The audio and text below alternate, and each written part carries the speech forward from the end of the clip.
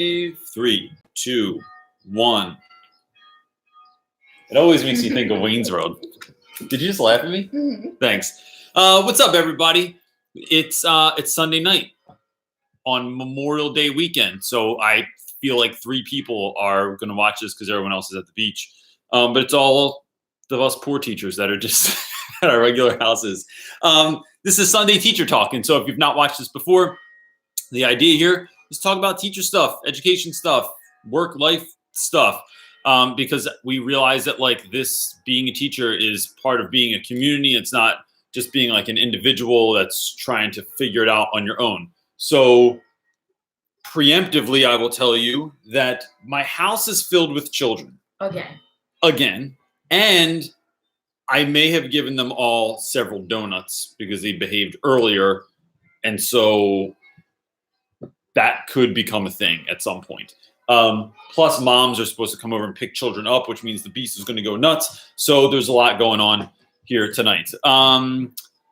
What's up, Tracy Pinter? Coming back from the Chase Lounge in my backyard. It's crappy here where we live. It's like raining outside. Yesterday was the perfect day. Today it's like raining outside and miserable. Now I have a sweatshirt on. Again, what's up, Senior S? How many days do we have left? I have Tuesday, Wednesday, half day Wednesday, full day Thursday this week. That's it. And then I just have to show up for finals the following week. So cake. California. I heart coupons and makeup. I like that name. Mike Keenan, what's up? MZ, hello. Are you mad? I don't know what that means. What do we got? Hello from Missouri, Miranda. I have a friend from Missouri, from St. Louis. My friend Jordan. Senior S said they're done. Senior S is done because it's hot down south, and so I think they just let them get done. He said the other day on Instagram or something like that he was finished. Oh wait, that's so this child. If you look in the comment section, the person with the insane name is my homie. That's the Muppet we call him at school. He is hilarious. What's up, Muppet? Happy Monday. Let's actually, Steven, maybe it's Monday where you are. I don't know. It's still Sunday here. We still have to the end of July in the UK. Wow. That's so funny that it's not like just streamlined. It's so odd. DW3, hey, from Charleston, South Carolina. I love Charleston, South Carolina. So what's up, Muppet? Well, now we've got the tropical storm, so weather has been weird. Oh, is there? I don't know. I don't watch the news. Is it a funny thing? Am I being loud? No, I'm saying, are we bad? We are bad. We don't watch the news. It's all bad. Because it just feels like it moves so fast. It's like, this is like really important. And then the next minute they're like, I don't know, the president tweeted something. And then we're all paying attention to that. Ella Jane said that our last day was Tuesday. Steven's in Sydney. So yeah, it's Monday. That's all. Man, I love this. Jamie from Warren, PA. I don't know where's Warren, PA. Jamie, where is that in regards to like either Pittsburgh or Harrisburg or Philadelphia? That's all I know. So real quick, as I'm getting into this, and as people are just jumping. Oh, by Erie. Okay, wow. So you're out there. I'm talking about. Oh, nice. I'm watching that show on Netflix that happened in Erie, Pennsylvania. A show on Netflix that happened in Erie, Pennsylvania. Doesn't she know what it is? The murder thing? Yeah. Oh, that's a positive thing. The bank robbery. I know where your area is. You're right by the murder.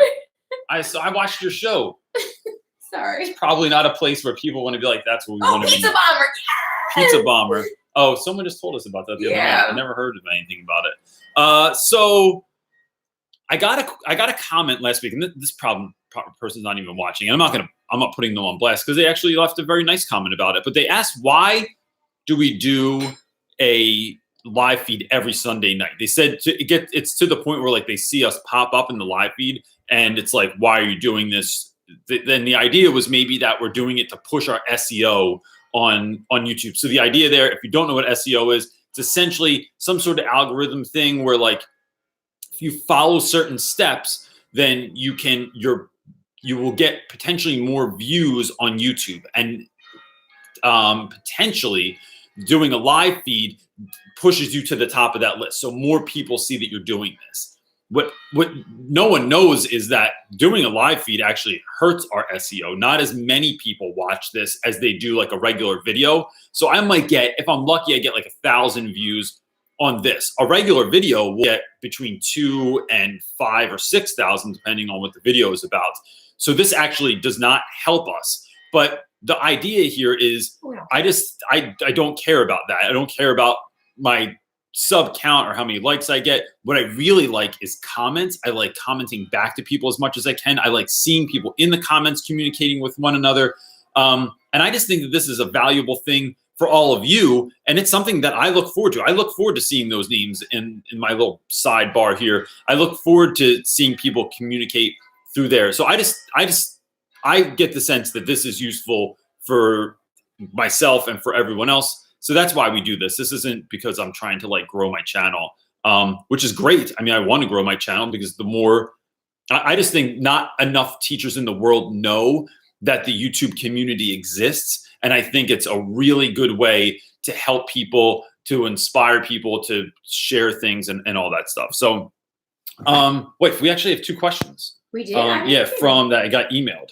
So let's it's from Brenda and one from, I'm going to forget who it was. Senior S said, what are your go-to end of the year activities? Go-to end of the year activities are, 1, I like to keep things as normal as possible in the classroom for as long as I can. I think consistency breeds sanity. When you start just trying to do games and stuff, it like, for me, in my experience anyway, some people can just do that because they're magical like unicorns. I, on the other hand, am like, look up Brenda and look up from Texas. I'm going to forget. Nieves, I think his name is. You know what I'm talking about, our homie? So I don't have a lot of luck with that stuff. So I generally do. So I have review all week, and that's going to look like we play Quizzo when we do reviews. I'll have like a worksheet review day where it's like, I just need you to like do one final test of like looking for information, like extracting information that I need you to extract from the text. And I hope that's it this week. I hope that's all I'm going to have time for, because extra time just is very, very difficult. For me. And if I run out of time, I do the old expo marker challenge where you stand in the back of the room with 5 expo markers and everyone has to sit quietly and you take turns chucking expo markers and trying to land them on the ledge of your board. I don't know. Is that a marker ledge now?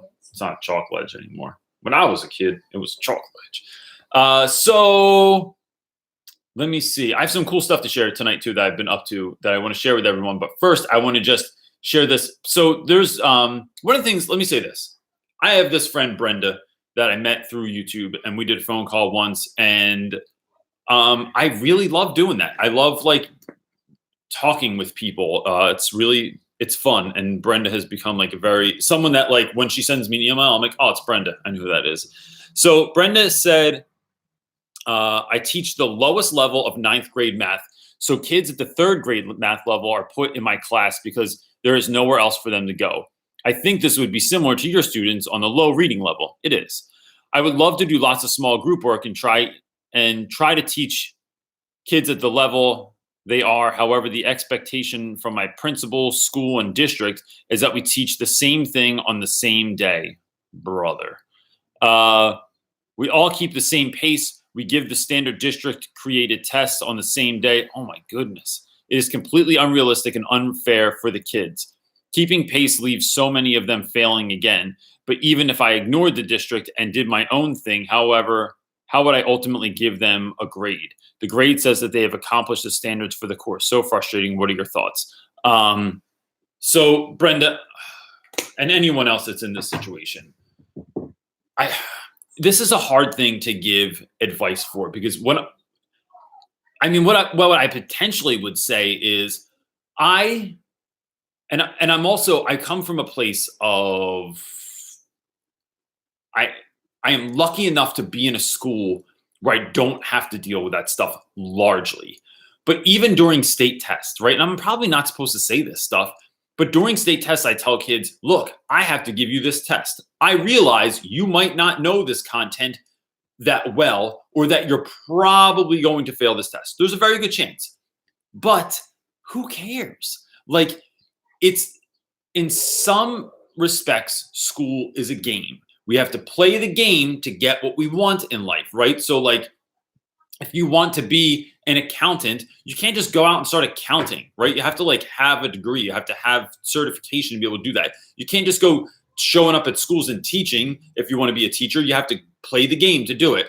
So learn how to play the game, but also realize that that test score doesn't say anything about who you are really, right? Like I tell them my story. Like I grew up not really caring about school. I went to community college for way too long. I was on like the Van Wilder plan for college completion. And then I went to a state school that was a good school. And actually, I really liked community college. I thought it was much better than the 4-year school that I went to.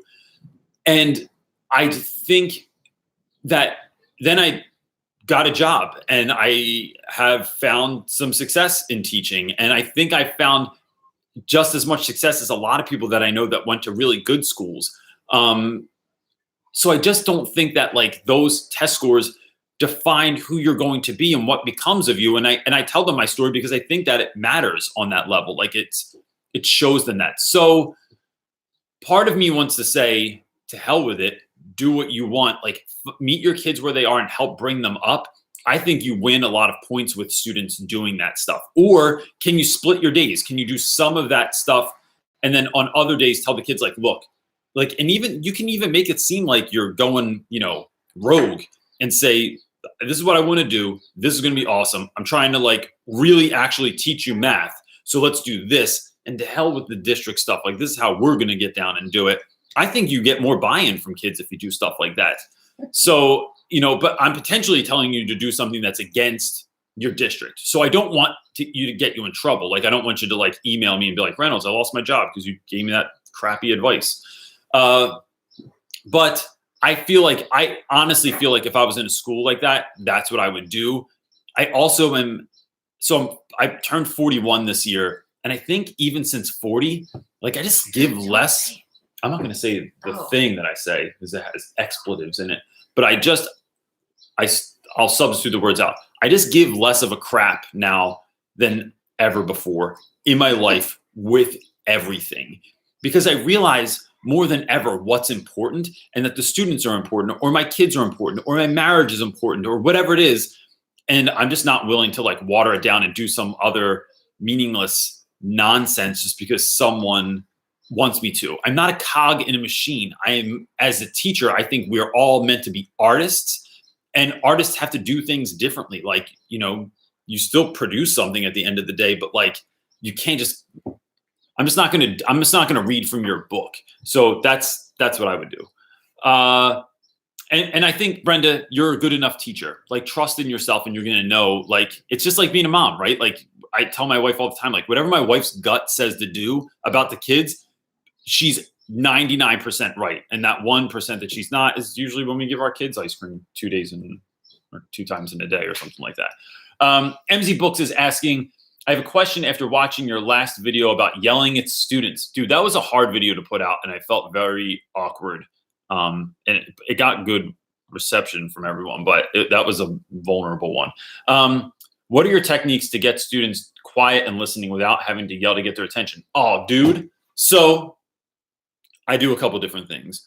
One, I count down from 4, and I do it like they did it in Wayne's World. And so I really just stand in front of the room. I do the same thing every day. So consistency wins.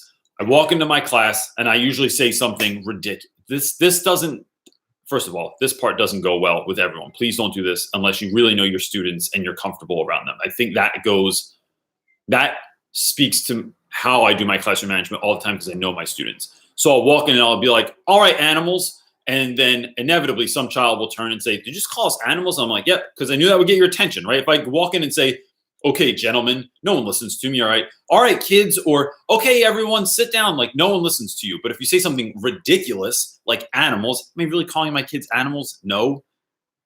And people like animals anyway. So I say that to get attention. And then I count down from 4, 3, 2, 1. By the time I get to 1, you got to be silent. If you're not, I call you out on it.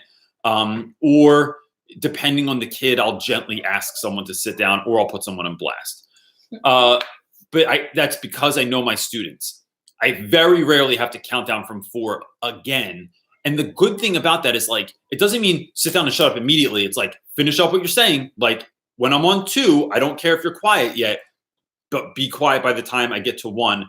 And I used to hate that tactic, but I've seen other people do it, and it just seems so childish. Like I was kindergarten cop or something, but instead I've just found that it really works well. And then if someone's not being quiet, I will go over, maybe I ask someone to step in the hallway. I'll speak to them out there really quickly. I will remind someone like, yo, do you hear me talking? Because I realize that sometimes, studies that I've shown, I teach all boys. Studies that I've read, and I read a book on teaching boys once, and they said that higher registering voices, or higher, people with higher voices don't always register in boys' ears. So like a lot of times, like it does, and that doesn't mean that you have to be, that you're a female, but like men that have deep voices, generally their voices break through, and boys listen to them easier, or like it triggers something in there, so they hear you, which I just thought was interesting. So that's why I think just yelling doesn't work. My co-teacher talks very, very loud all the time, and doesn't mean the kids listen to him. And that's not a diss to him. I just think visuals sometimes, like 5, 4, 3, 2, 1, like using my hands, that visual creates something for the students to lock onto, and then they're quiet. And really, you just need, like what Malcolm Gladwell calls this, the tipping point, right? You need the majority of the kids to be quiet, and then everyone else is going to realize, oh, is that what we're doing? We're being quiet now? And then they move on and they're quiet. Who's that email? The other one. What did homie ask me? I forget. Oh, it was in my messenger, I think. Pulling this up. So I had a really great week this week. I went to a really great teacher conference the other day, and it's in the Real Rap of the Reynolds, John. No, thank you. Jane, which I'm going to talk about that conference when I have a moment, but Jane Register said, I am a high school student and now interested in teaching high school. What can I do now to prepare for that? Jane, I would say, and you are a high school student. That one mom is asking about where her child is. He's upstairs playing video games. So I think what I would do, Jane, is try to have in mind maybe like what kind of school do you want to teach in? Like, do you want to teach elementary school? I don't think you said it in there. Oh, you want to teach high school?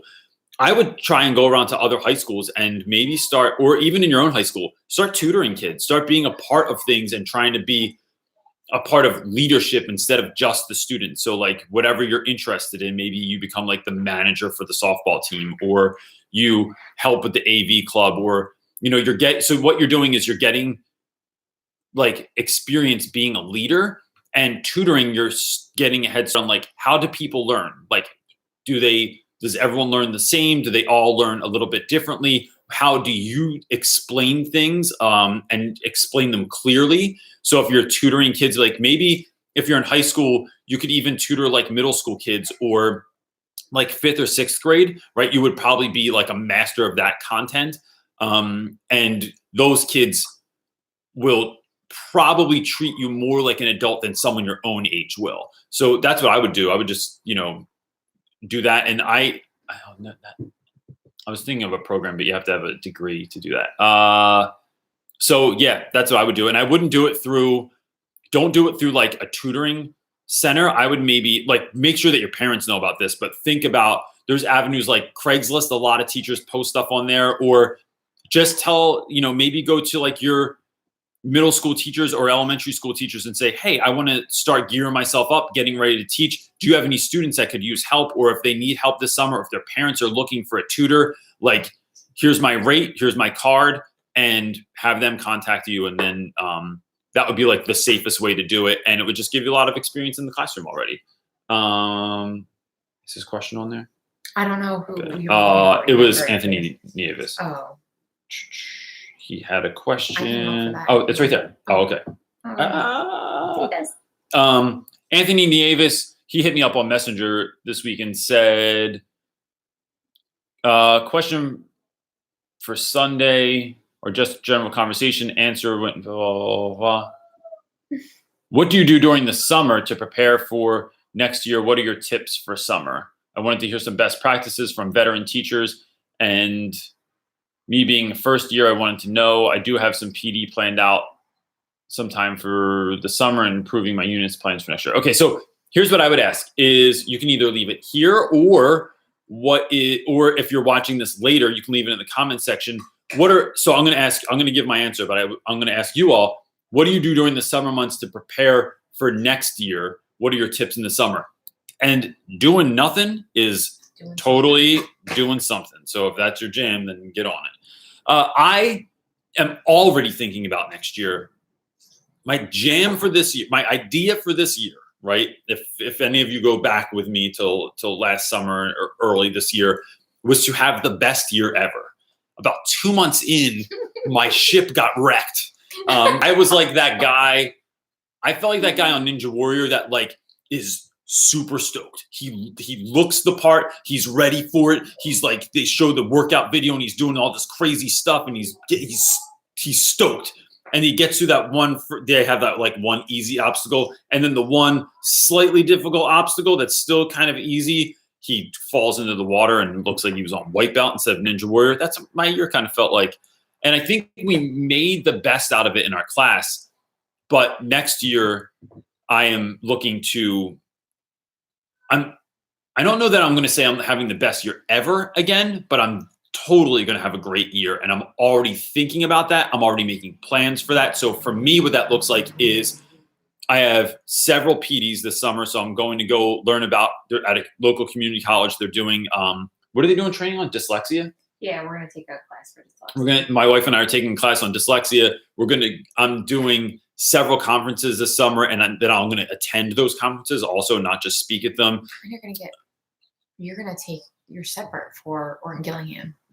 Oh yeah. Then I'm going to learn at a local school, Delaware Valley Friends in Pennsylvania is having a training for Orton Gillingham. So I'm doing that this summer. And then I'm already lining up a whole bunch of different like artists and guests and speakers to come in next year so that I'm not figuring that out as I go. I'm going to try and set those dates in stone so that those folks, because last year I hit some people up early in the year, they couldn't do it yet. Then two people got really famous last year, 2 street artists. And then it was almost impossible to get them in. So I did lock them down for the summer, but that's what I'm thinking of in terms of next year.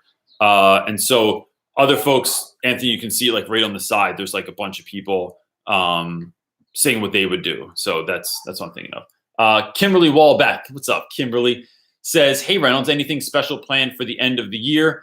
Not for school. I think my biggest thing that I do is, and if you've not watched my channel, some stuff I talk about the same thing over and over again. So if you've been with me for a while, you know about this. But freshman year, I have my students write themselves a letter on the first day of school about who they are. It's supposed to be like a snapshot of their life and questions to their future self. Like, whatever happened with that girl that you liked? Or did you ever end up moving? Did your parents get divorced? What baby did your mom have? Whatever it is. And so then on graduation night, I give those letters back. And it is my favorite tradition that I have in the classroom. And that's special. And then nothing else crazy. I'm doing something fun with my kids that I'm not going to talk about yet because they think, well, they don't watch this, but like I'm doing like a special scavenger hunt with my own offspring.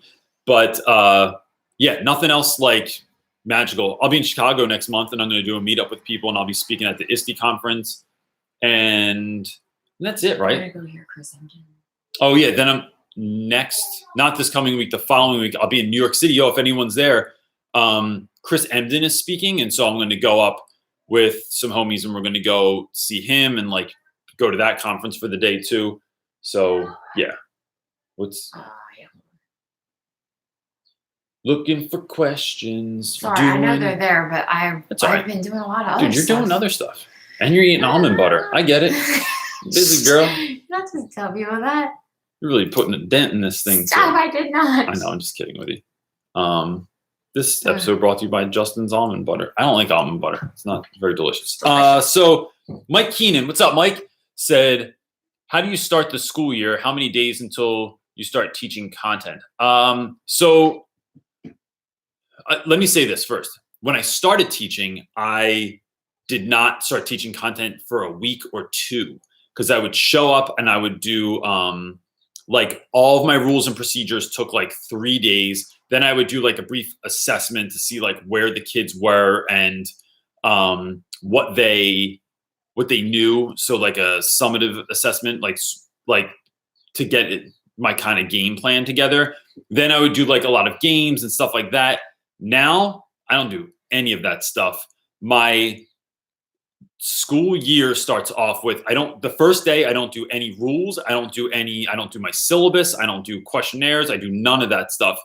I do two things on the first day. One, I let students know I'm really glad that you're here.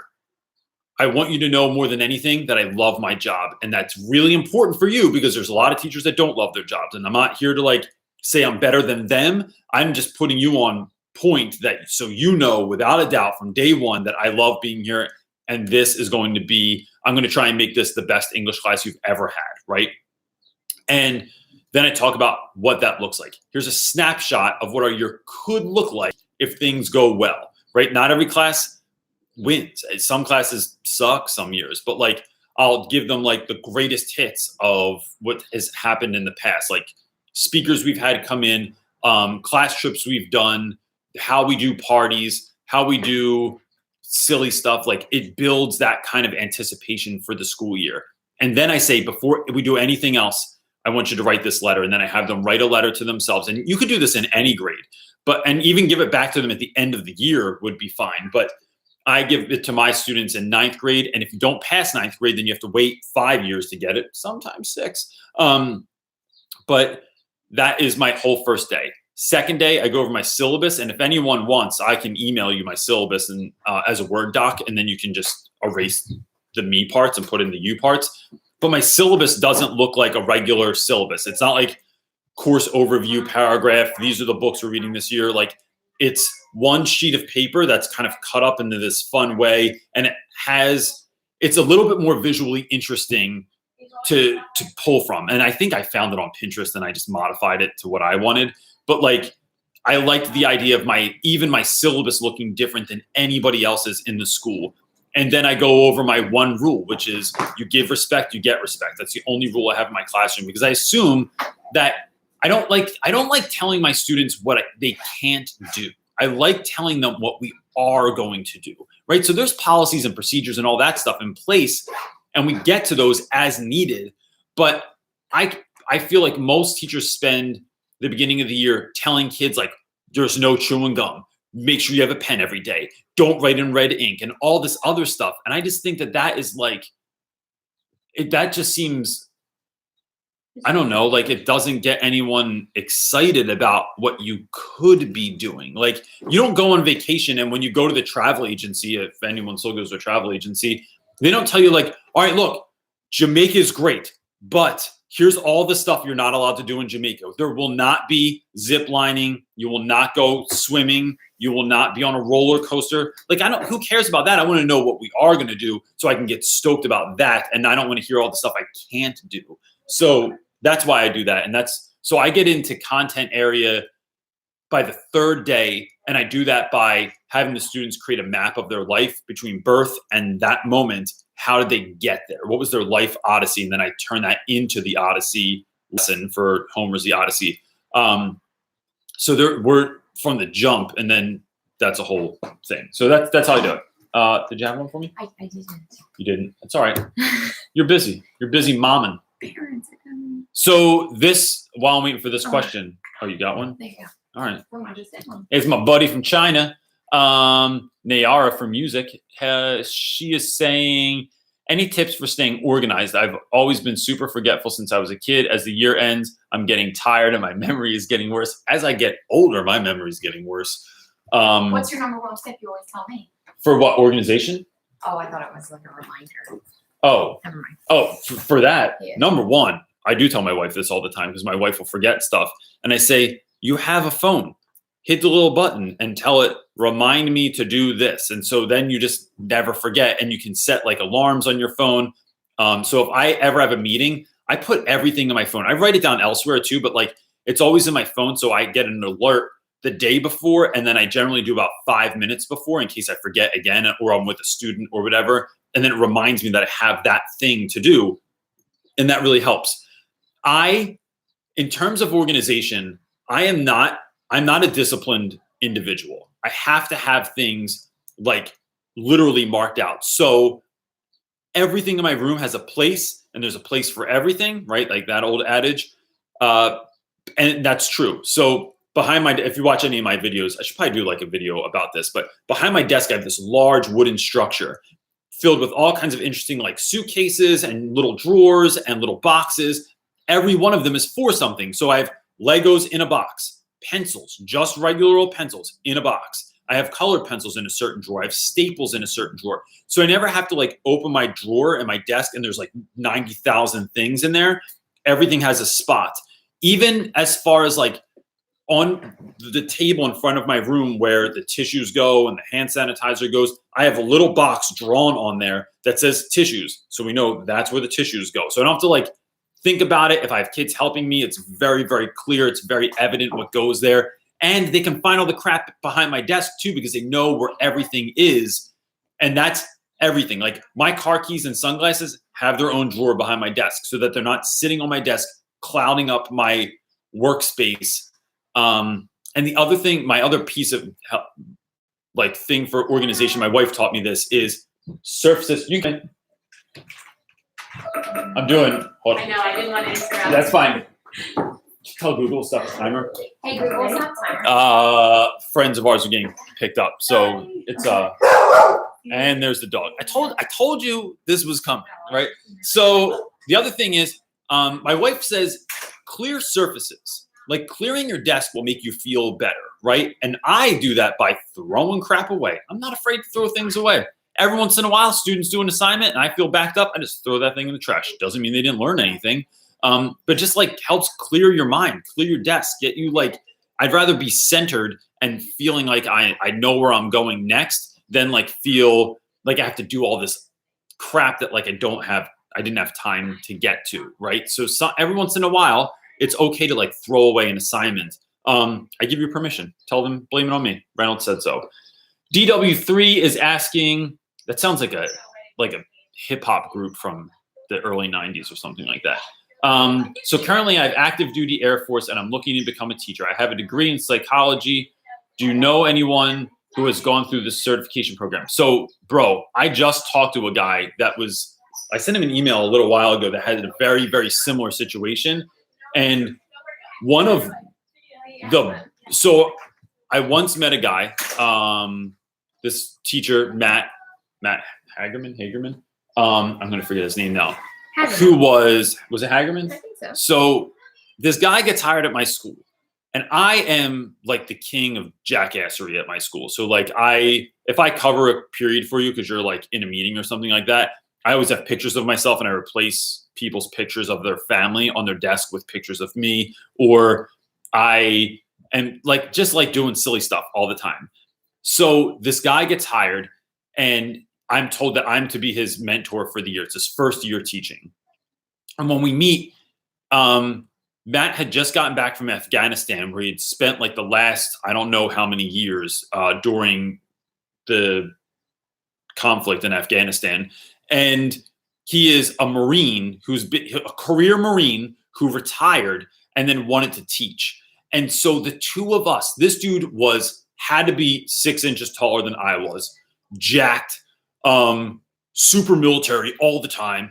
And me we were matched up together. And it was like Kermit the Frog and John Cena got matched up together, right? To be partners in something. And so I just thought he did such a great job because he taught from that place, right? He taught from the place of like, I know discipline.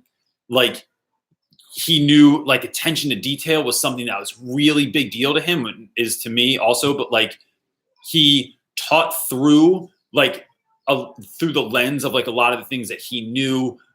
He took no crap from anyone. He was not afraid. Like a lot of times first year teachers like back down from students because they make them nervous because they mean mug them or they look like they're going to cut you. And Hagerman was having none of that. And he was just like full on, and he loved what he was teaching. So he just really did a great job for a first year teacher.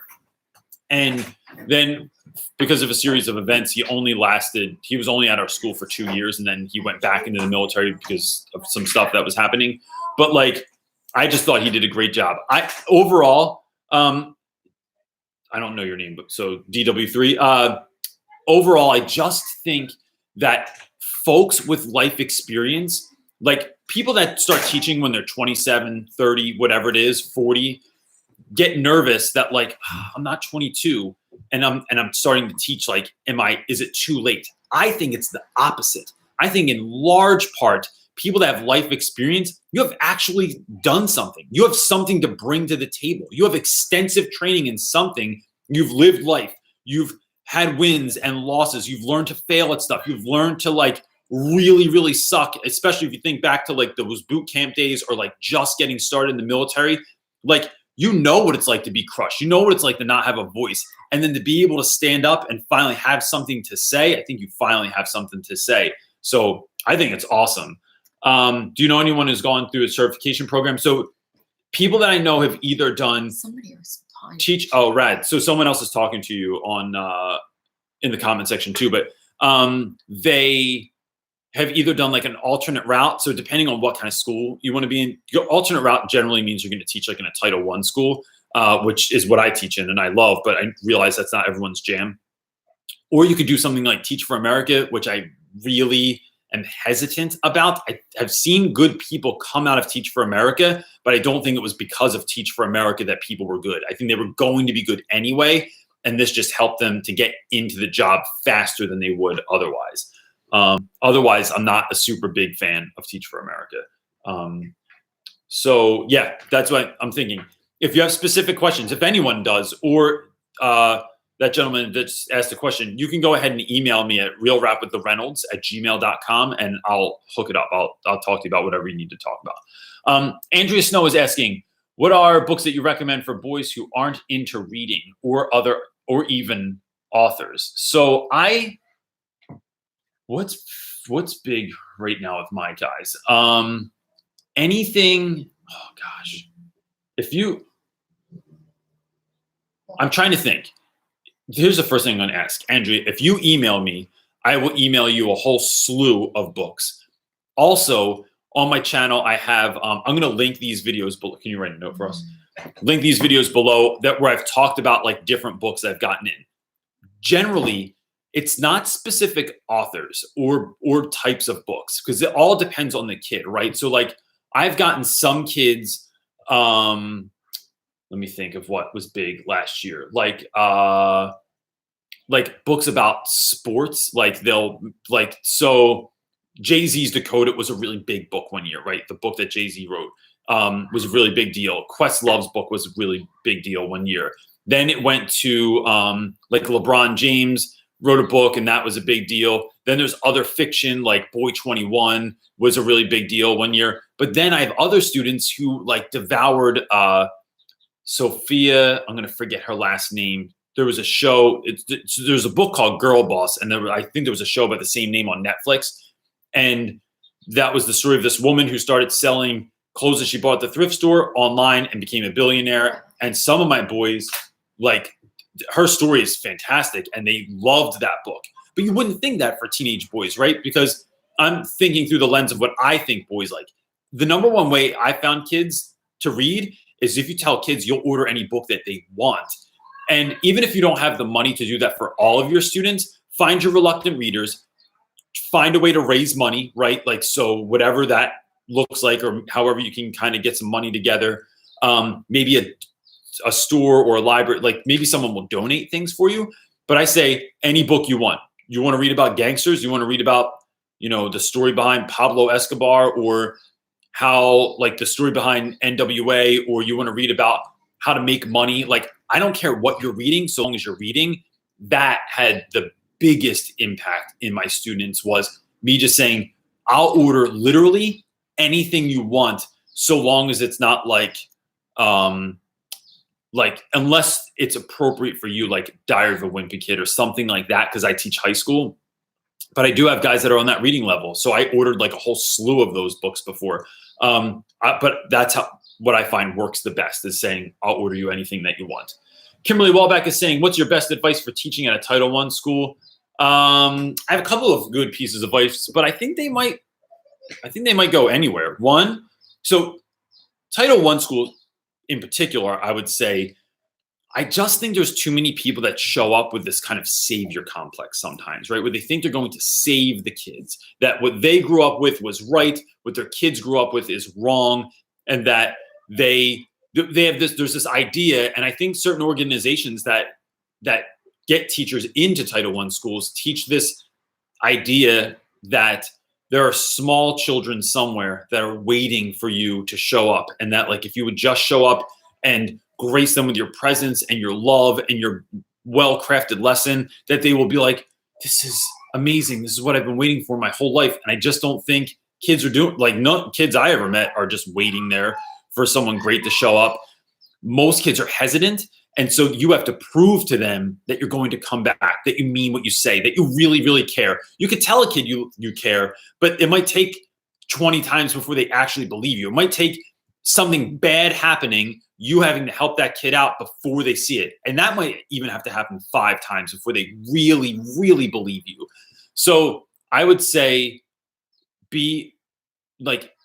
go in, be authentic, right? Be who you really are. Be extremely patient with yourself and with the students, because students are working through a lot and they don't always have the tools to know how to manage their emotions, how to manage their feelings. And they freak out and spaz and say things and they feel bad. And but if you get, called an asshole on the first day and you're like, that's it, I'm done with that kid, I cut him off for the rest of my life, you're really just doing that kid a disservice, because they haven't got it figured out yet, right? And I think just keep showing up every day and tell kids, never, ever, ever, under any circumstances do I ever give up on you. Doesn't mean I can't cut you off for a while. Oh, there goes my crazy racist neighbor behind me yelling stuff. They've been drinking since 6:30 this morning. So I think being patient with kids, and sometimes there are kids I'm like, you have to go for a while. You cannot eat lunch with us. You cannot be in my room during beginning of the day or end of the day. Like, you need some time off, because I think that's what you need. And then when you're ready, let me know and we can bring you back into the fold. And I think that works also. I don't know how to say this name. Oh, I don't know. I'm going to say it wrong. Pranav Chowdhury? Bro, I am so sorry. I have no idea. And because I'm not that smart. That's what it comes down to. Stop it. It says, I'm a rising 9th grader and I've always had some difficulty with annotating books. What are some ways that you help your students to get used to annotating? One. Oh, she said you got the first name right. I did? Yeah. Oh, Mac, that's incredible, because I never get that stuff right. I would say one of the ways that I get kids, are you going to close this up because this crazy man is out there yelling? One of the ways that I help students annotate is to help them realize that they already do it, right? You do this all the time when you're annotating anything, because when you watch a television show, when you watch a movie, you talk with your friends about it, right? Like, you say like, oh, that was so funny. That reminds me of, this other movie we watch, or this other show, or like, yo, that's just like my dad, because my dad does this also. And so we constantly talk to media, right? Whether it's in our head or out loud with other people. Like, my wife and I can't, if we watch a show that's 30 minutes, it takes an hour, because I keep pausing it and we keep talking about it. That's essentially what annotating is. It's making the text come to life, and you're having, like, whether it's an aha moment, or you're connecting it to your life, or you're connecting it to another book or to a song or something like that. So the idea behind annotating is that you're becoming an active reader. And what that means is most of the time when we read stuff that we don't want to read, that's been assigned to us, you just read it and you read it like this in your head. And then you get through 10 pages and then you fail the quiz and the teacher goes, "Why, how'd you fail? Didn't you read it?" "Yeah, I read it. I don't remember anything I read, but I read it." So you're trying to get kids to like actively read, to like read with a purpose. And so this year for my most struggling students, I just gave them the books and I told them they didn't have to hand them back to me. And I let them write in the books. They can underline things in the books. They can circle things in the books. And I, as an adult even, I do this all the time. It annoys people that borrow books from me because I write in the margins. I circle things. I underline stuff. If I don't know what a word is, I'll make a notation so I can look it up. I think that's the best way, is to know that, one, you're already doing it. So like, even though it's hard, you're already doing it. And two, find out if you can write in the books. Tell your teachers, or buy Post-it notes and just start writing things in the book, practicing that. And then when your teacher wants to kind of take it a step further, you'll already be good at that like kind of base level thinking of like, oh yeah, I do this all the time when I talk back to the book. Danny Wong is asking, are you worried about school shootings because it happens so often nowadays? That's a good question. It's like, isn't it interesting that like, I just think it's interesting that it has happened so often.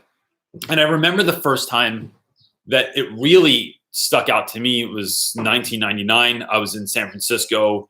Columbine shooting happened at Columbine High School in Colorado, because I was planning on leaving San Francisco and driving through Colorado, and they changed my mind because of that, because I was living by myself in my van, and that looks like not normal.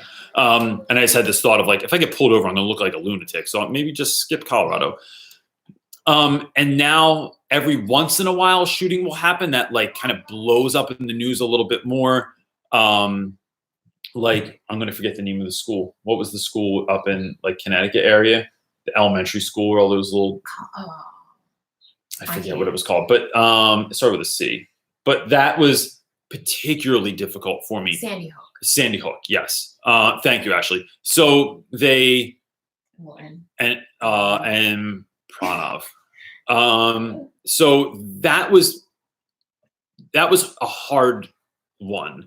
And then, but I'm saying like sometimes they just stand out more than others, right? And so because it's then so absurd that it's happening so often that it doesn't stand out. It's ridiculous. You're almost like you're desensitized to it at this point on some level. But we have, and then I think that's interesting that those make the news. But like we had a shooting the other night that was on the news for a second, like that there was a shooting in West Philly again.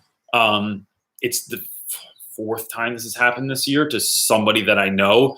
So it's just, I'm not worried about it. I think because one, there's nothing I can do about it. Like in terms of like, I can't disarm someone. I can't make my school safer in terms of like making sure doors are locked and stuff like that.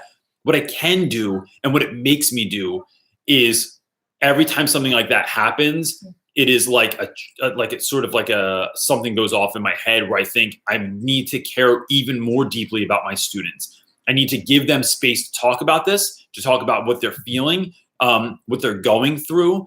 And it helps me to kind of like keep an eye out for kids that might be flying under the radar that we're like missing, because the loud kids, the super loud, annoying kids, and the kids that do really great get the most attention. It's all the other kids that fly under the radar. And I was that kid in high school. I flew under the radar. Nobody knew who I was. I could become an Oscar-winning, actor, and that school would be like, wait, he went here? He went here to this school? Because no one knew who I was. And I think as teachers, that's a step we all can take. We can make kids know, hey man, I see you and I care about you. And that will go further, I think, than most of what we can do. And I teach my students to, like Mr. Rogers said, to always look for the helpers. That when something bad happens, it's easy to look at who did it and why and who was affected. And that's important. And I don't I'm not taking that off the table. I'm not trying to like dismiss that, but look in the background sometimes. Learn to look in the background and see what's going on. Who are the EMTs? Who are the counselors? Who are the teachers that are trying to make a difference? And that, I think, sends a bigger message to students that like, nope, like the news can keep selling me about how bad the world is. But for every one of those folks that kind of loses it and does something awful, there's hundreds, if not thousands of other people that are like really trying to make a difference, trying to stand up for what they believe in, that show up to work the next day, that show up when the kids show back up to those schools, and they keep teaching and keep doing the great work that they're doing. And I'm thankful to be a part of that community, and it's not lost on me. You have something for me? So Melissa Stout, what's up, Ms. Melissa? I love stouts. How do you handle students who are at the disrespect level where they just totally ignore you in the halls, students who aren't your own, where relationships isn't established? So that's a good question. So like, I'm thinking of, I used to teach all the ninth graders in my school because my school is pretty small. But this year, there are several classes of students that I do not teach. And then those kids, when they're like acting a fool in the hallway, or if I say like, yo, take your headphones off, or like put your phone away, or tuck in your shirt, or stop wrestling in the hallway or something like that, there are kids that just try and like dismiss me. Like I'm not standing there, like I don't exist. And I do a couple of things with that. Is one, and not all of this is ever like immediate, but sometimes walking up to a student, and if you feel safe, putting your hand on their shoulder and being like, hey, I don't know if you heard me or not, but like, I don't even know if you know who I am. Most of the time I handle it like I'm being really cocky, and I say, you just walked by me. I'm not sure if you know, I'm kind of a big deal in this school. Like I Ron Burgundy it, and like, I'm sort of a big deal. But I asked you to do this. And sometimes that humor just, it dissipates it. Two, I'll find out who that kid hangs with. So if it's something that keeps happening, maybe they're friends with one of my students, and then I'll talk to my student and be like, yo, you got to talk to your homie, because like I told this dude to like do this the other day, and he's acting a fool like I don't even exist. Especially if I have a really good connection with the student that I have, then they can go back and be like, yo, why aren't you listening to Reynolds? Why are you giving Reynolds a hard time? And this is maybe not the best thing, but I love it so much when students that I teach, that I get along with well, kind of like in a nice way, sort of gang up on someone, and they'll have like 5 kids going, wait, you gave Reynolds a problem? And that shows a kid like they might not respect me because I tell them to, but if they're homies, or if someone that's older than them says it, and I'm not trying to get them to bully them, right? It's like what they're doing is putting them in check. And then kids will often say like, yo, I didn't know that he was cool. Like, you got it. And the third thing is maybe try and build a relationship. Like in the hallway, just say something like, I'll talk to kids I don't teach as they leave for the day and say like, bro, your new jacket, that thing, I like it, man. Oh, you got the new Jordans? Nice. Or, yo, I love those headphones too, but can you take them off for me until you leave the building? Or I'll just ask them like, yo, you got the new AirPods. Like, how do you like those? Do they work well? Would you pay for them? Like that little small talk puts you on their radar, and then you have less problems later because they know who you are. You're not just a face in the hallway. You are someone that they know. And even if you teach at a school with thousands of kids, those students, you get the majority of them, and you get the ones that you can. And the same kids are going to walk by your classroom every day. And then I think that's how you do it. It's slow and steady sometimes, but heard that wins the race. I never won a race because I was slow and steady, but you usually just got a trophy for participating. Tracy Pinter, what's up? How do you and your school handle students who bring drugs to school? Is this an issue in your school? It has been. I think I don't. So here's the school handles it like most schools would handle it, right? Like kids get in trouble, they call home, they deal with all that stuff like that. I handle it like there was an instance this year where something like that happened. And I don't know if someone had drugs in school, if they were selling, or what the deal was exactly. But the students were talking about it, and so I inserted myself in the conversation as I normally do. And I said, let's talk about like, why is that not a good idea? Why is it not a good idea to smoke weed and then come to school? Or like, do I think it should be? And then I think they were asking if I thought it should be legal. And my answer is always to have the conversation and not just to like impart my beliefs on students, but say like, well, what do you think about that? What do you think about smoking weed before school and then showing up? And I'm not trying to catch kids in anything, but I just think it's important for like, sometimes we have rules and we don't talk about why we have them. We don't give kids a say and like help them figure out like, oh, this is why this is not a good idea. This is why I can't have my phone out in class, not just because the teacher said so, but because Mr. Reynolds has cute kids and he wants them to eat. So if I catch him on Snapchat and he says something ridiculous and it's taken out of context and then it blows up and he ends up on World Star Hip Hop, dude's going to lose his job and his kids are going to starve to death. And they're cute. So I like having that conversation. So the conversation with the students was like talking about drugs, talking about how they felt about drugs, how like the effects that they have on your brain. Can you effectively learn in school? So even if we take the it's illegal part out of it, like, and I think that's important, but they already know that part. But like, it doesn't help you focus anymore. Sometimes you're using them to numb the pain. And I just heard my homie, Father Gregory Boyle, talking about this the other day on a podcast on NPR. And he was saying how like gang members that he works with are not allowed to work at the programs that they have if they're high or drunk, not because it's illegal, not because it could lead to like bad behavior, but because you're trying to numb the pain.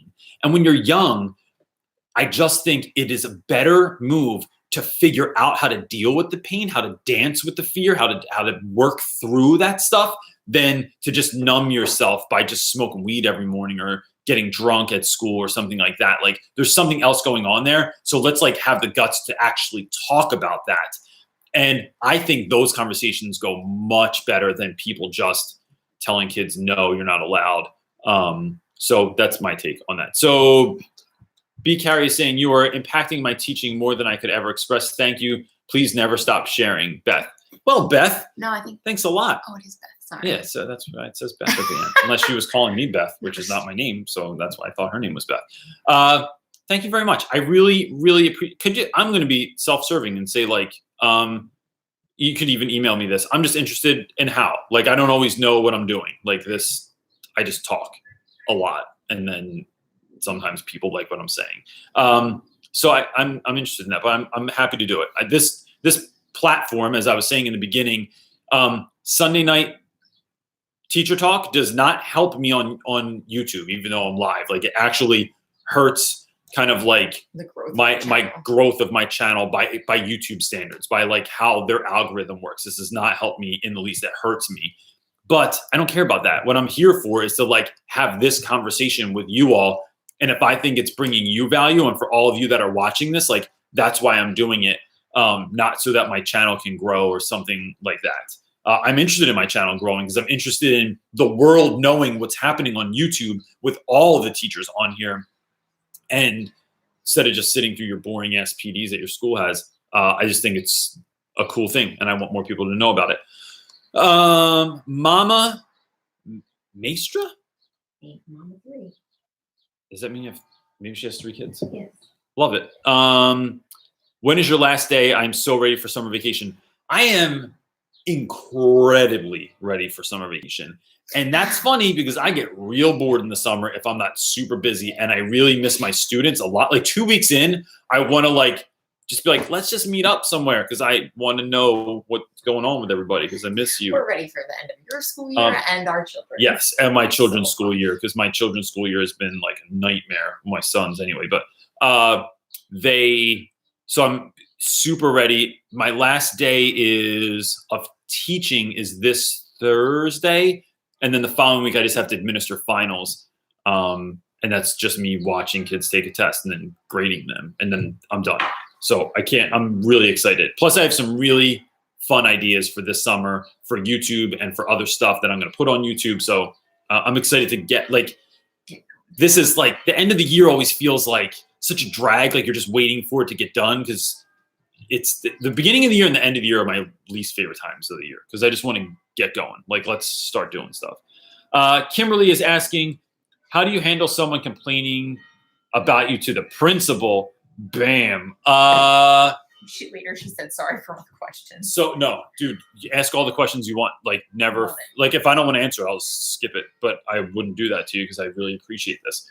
I think I've been complained about a lot in my teaching career from people that don't like silly stuff that I do, people that don't like that I eat cereal with my students on cereal day, people that don't like that I have nicknames for students, I say wacky stuff in the hallway, that I have a long stick with a giant hand on the end of it that I hold in the hallway and have kids give me high fives.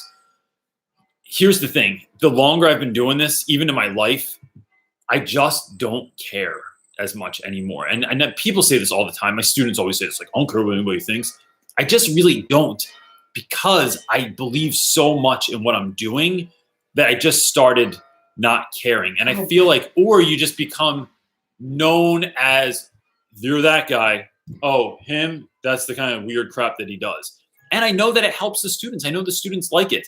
And that's not easy for me to say either, Kim, because I am someone who, I am a people pleaser. I like when people like me.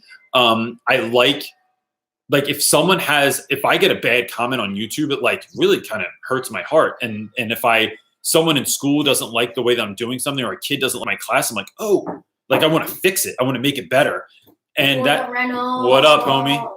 And so it wasn't an easy thing for me to come to. I think it just came with me kind of like being, I don't know, like you kind of get kicked enough times in your life and you realize it's either going to beat me down or I'm just going to be like, the hell with it.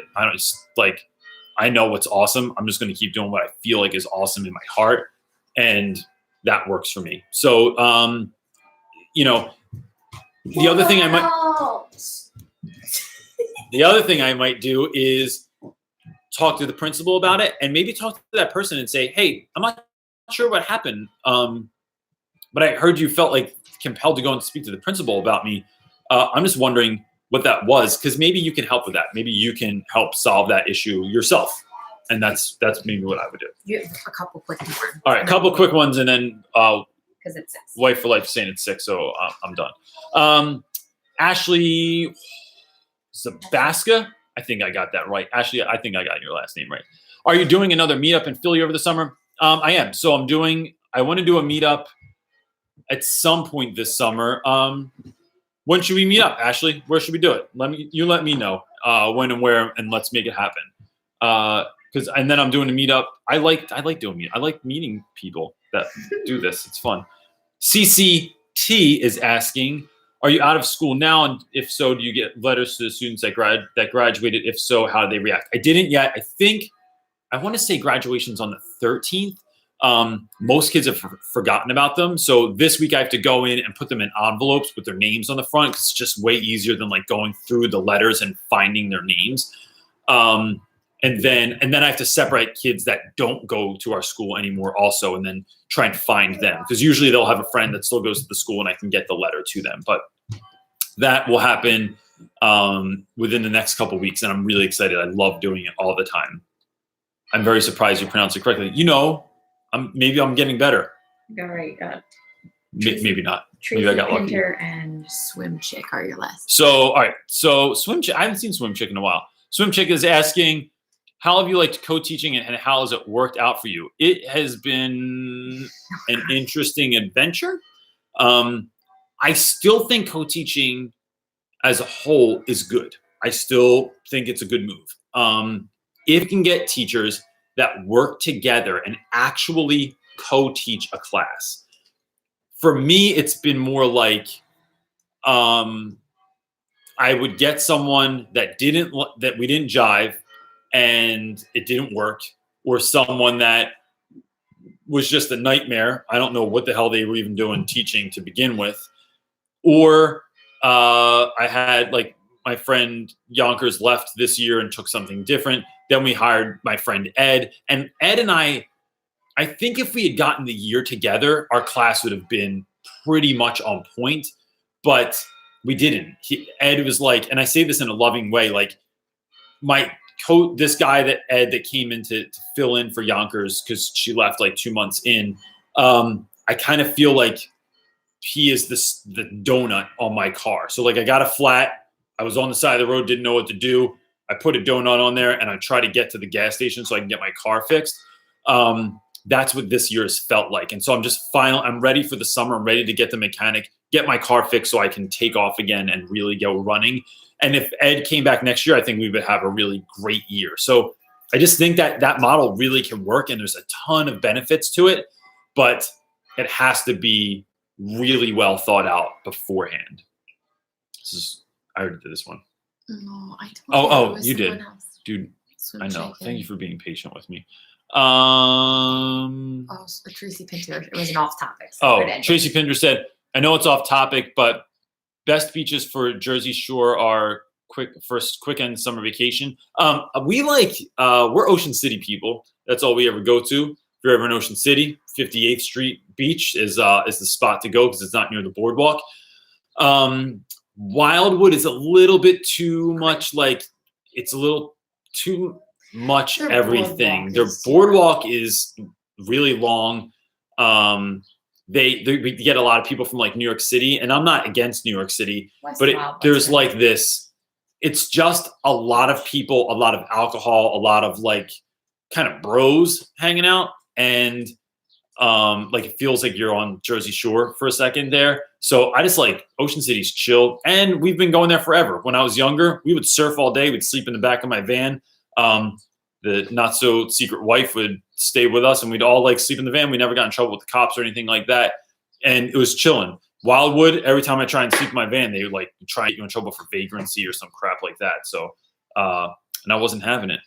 Because when you want to sleep in your car, you want people to leave you alone. That's right. I don't know. This is my last one. So Amram Nemeth said, how do you cope with teaching when you're absolutely exhausted if you have had a late night? So that's interesting. So one, I would say I let kids know sometimes. Like if my own offspring were up late, if they were throwing up, if they had a fever, if they didn't feel well, if they had allergies, whatever it is, I let kids know, like, hey, look, this is what happened last night.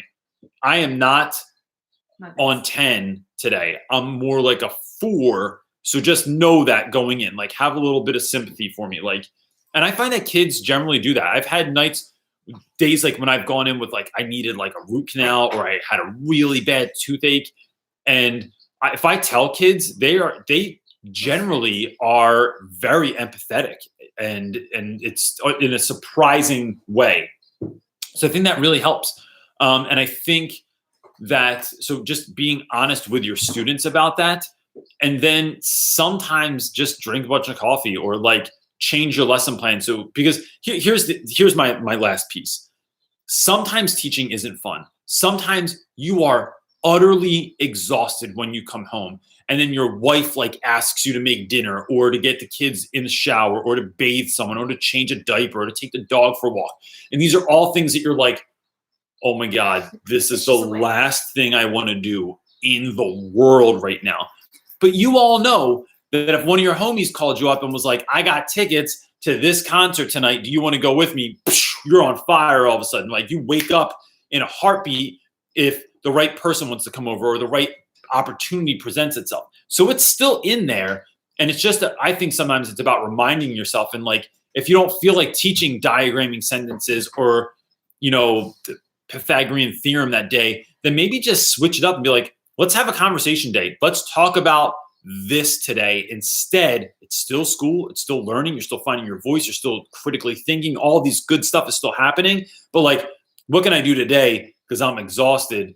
That will be like a little bit more fun. Will get me excited about being here. And if you don't have that in you, then just tell your kids like, yo, I had a rough night and I'm not feeling it. And if you're hungover, just lie and tell them it's something else. Because you don't want to tell your students you're hungover. I don't think they're going to have empathy for you if you do that. It does happen because we know people that have like thrown up in a trash can in their room. Bad choice, everybody. Is that what we're leaving on? That's the end right there. So I want to say real quick before you go, I'm going to have a video coming out, if not tonight, tomorrow for the weekly vlog. And I'm wondering, what kind of content would you like to see this summer? What can I do for you? What are you wondering about, thinking about, hoping about, ways that you want to grow that I could possibly shed a light on and help you out, right? And also, I got to go see a conference this week at West Patterson, New Jersey, where my friend Alex Kajatani, who is the rapid mathematician, he's out of California, spoke, and he was awesome. And he has a new website out. It's called Multiplication Nation, where he's trying to, his mission is to get all small children or anyone to learn their times tables, right? He thinks it's really a crucial thing that makes or breaks a lot of students. So please consider checking that out, Multiplication Nation. I'm going to link it below. And Alex was awesome. He's going to be back in Jersey in August, and I'm looking forward to going and seeing them. Ready, Beast? I'm going to go outside. All right, gang. Thanks so much for watching. Yeah, I appreciate all of you, and I hope you have a great end of the school year, or Enjoy your vacation. Enjoy your vacation. And if you're in England, then enjoy your last month of school. That's it, right? Nothing else? Awkwardly saying, oh, there it goes. Awkwardly saying goodbye. Peace. Takes too long.